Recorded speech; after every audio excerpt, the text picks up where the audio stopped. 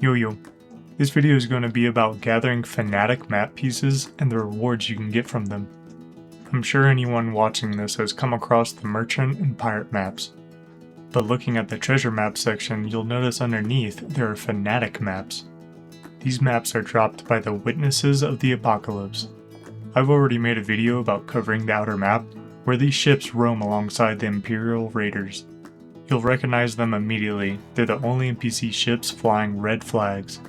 Although the outer map is a strictly PvP zone, these NPCs can also commonly be found in the western side of the main map. This allows you to farm them safely, with your peace flag active in protected waters. That said, on the west side, their spawns are mixed with the regular merchants and pirate ships, so it might not be as abundant. If your sole focus is farming Fanatic Maps, or if your home is not based in the west, it's usually more efficient to head to the outer map instead of the west side.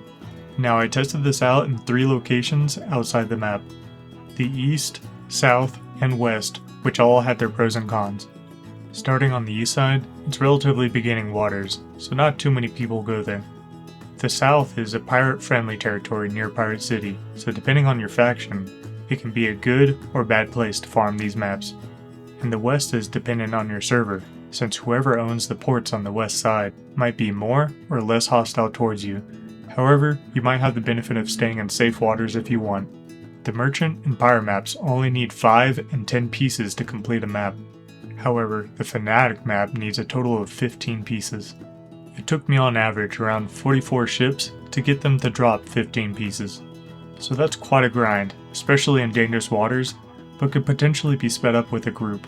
As for loot, it will give you 50 captives every time, as well as assorted trade goods. My first 3 profits were 23k, 17k, and 18k worth of trade goods. So by those numbers, you should realize that these drops seem to not be worth the time. Since it took roughly 2 hours to collect each completed map, you could easily make that money through other means. However, just how you randomly collect merchant and pirate maps as you kill NPCs, if you live on the west side of the map, you most likely find yourself slowly collecting these. My advice is not to open them yet.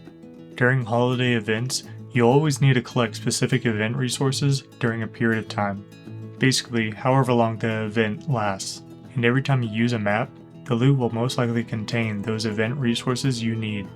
That means saving your merchant, pirate, and Fanatic maps is a solid plan for events.